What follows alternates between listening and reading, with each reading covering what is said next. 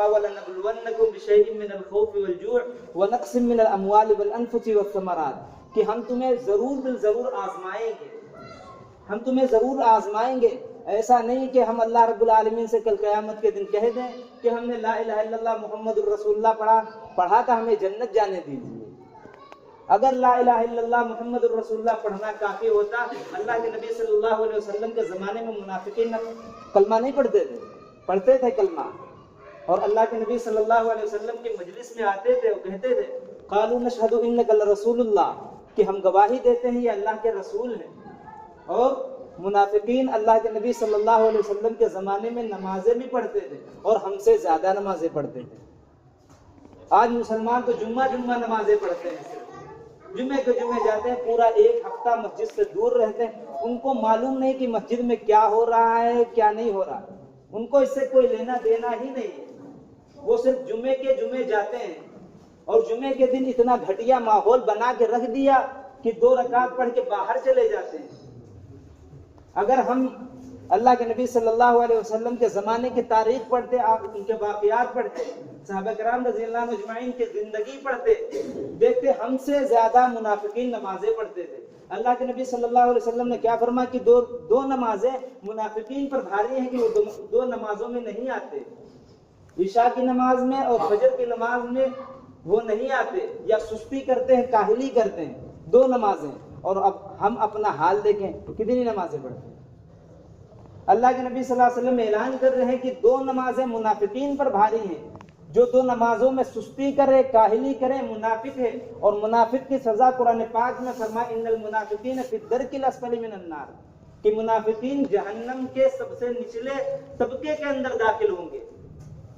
مشرکین سے بھی زیادہ سخت سزا اگر کسی کی ہے تو منافق کی ہے۔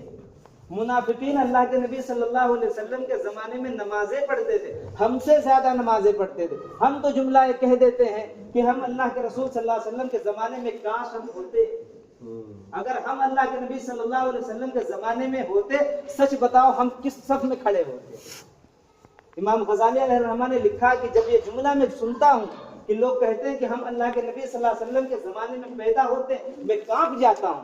تم اللہ کو مشورہ دے رہے ہو، تم اللہ کو بتا رہے ہو کہ یہ زمانہ صحیح نہیں ہے، حالانکہ زمانہ خود اللہ تعالیٰ ہے۔ جیسے اعمال ہوں گے ویسے اللہ کے فیصلے ہوں گے۔